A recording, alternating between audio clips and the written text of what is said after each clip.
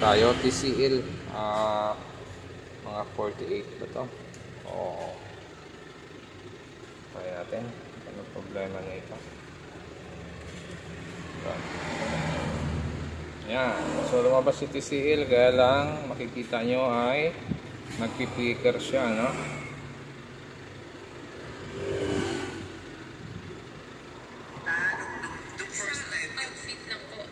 Yan, yung problema niyan ay yan, nagto-double image, ano, or nagpi-flicker. Pero meron na siyang tama dito sa taas. Ito, yung unit na to ay nagno-normal pole pa. Pag ganito nagno-normal pole, pwedeng magawa pa ito, pwedeng merong guhit. Pero yung mga unit na yung kalahati wala nang normal, yung kalahati niya nagno-normal, yon medyo mahirap gawin yon, minsan hindi na nagagawa yon. Pero ito, pwedeng magawa pa ito pag ganito ang problema. Nagdo-double image na parang nagra-rumble yung screen, ano? Pumapatong yung screen natin, no? Okay.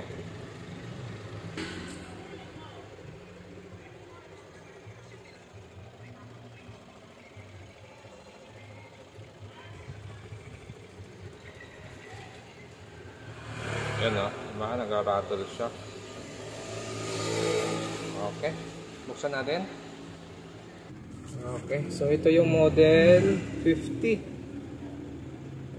50P6US. Unang sira niya, sarado pa yung silyo nito. Ito, nabuksan na natin yung unit. Bali yan yung mainboard niya. Single lang ang kanyang LVDs, na. Tapos mayroon siyang T-con. Ito yung T-con niya. Ito yung number ng T-con board natin. Tapos yung power supply niya. Ito naman yung power supply nito. Maliit lang din. So ang issue nito ay nagpi-flicker or nagdo-double image yung screen niya. Nagra-rumble. Okay. So dito makikita natin dito yung LC1, no? HC1 hanggang HC8. Yan. Ito yung signal na yan, yung may box na white. Yan. So, gagawin natin dito, try natin i-remove yung isang ribbon.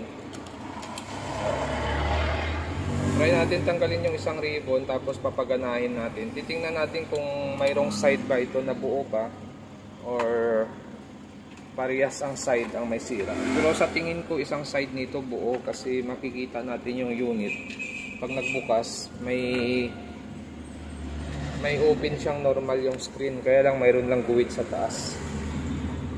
Power on ko lang. Antayin lang natin mag backlight. Yun, nag backlight na siya. Silipin natin kung mayroong display. Yun, may display siya dito, ano.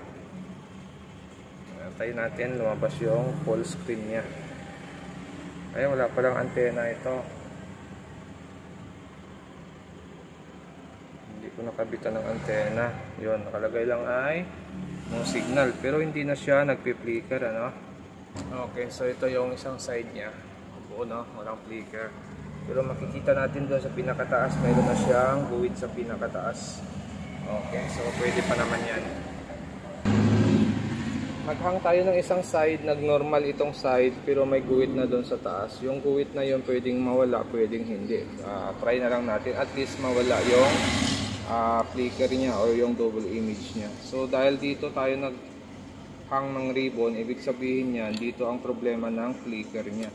So gagawin lang natin dito, kukunin lang natin yung circuit ng HC8 hanggang LC1 or ST1, tapos lalagyan natin ng tape method.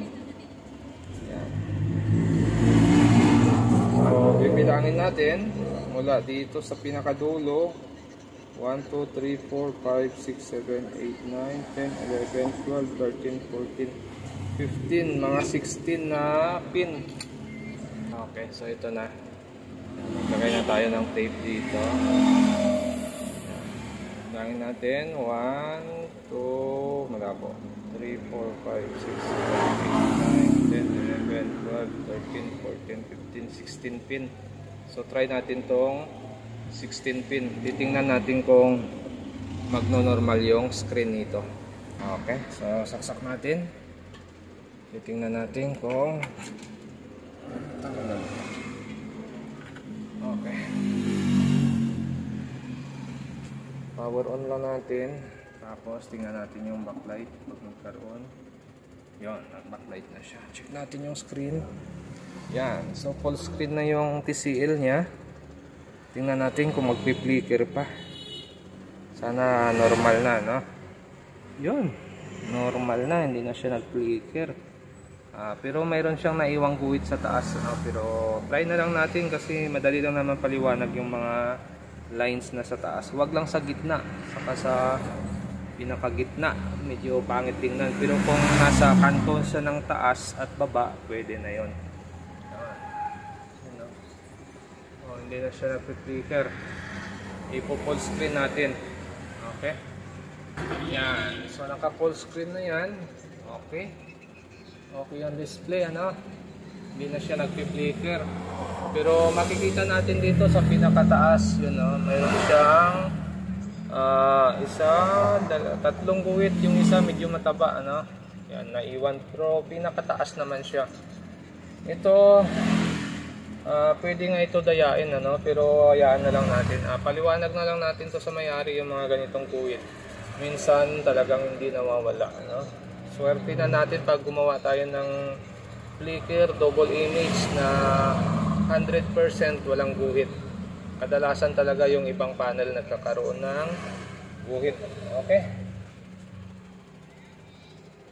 At least hindi na siya nag-flicker.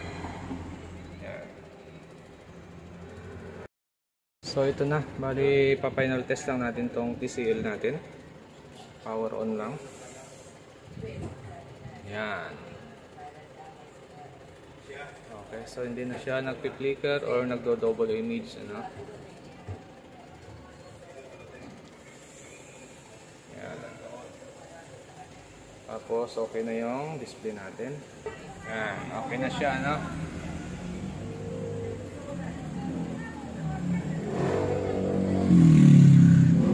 Yan. So, itong side na to ang may problema. So okay naman yung screen. Tapos yung guhit dito sa taas, napansin nyo ba na wala na? Wala na siyang guhit sa taas. Hanggang dito wala na rin siyang guhit sa taas. Yan. So pinagbabawal na technique yan. Alam na ng marami yan yung mga pag nagbabawal na technique. Basta sa gilid lang ang guhit, sa taas or sa baba, basta sa pinakasulok pwede siyang mawala. Pwede gawa ng paraan yon. Pero pag ang guhit na sa gitna, medyo mahirap yun. Negative yun. Yan. So, okay na siya. Okay. At kung bago lang kayo sa aking channel, huwag kalimutan mag-subscribe sa susunod ulit natin na video. Yan. Okay na.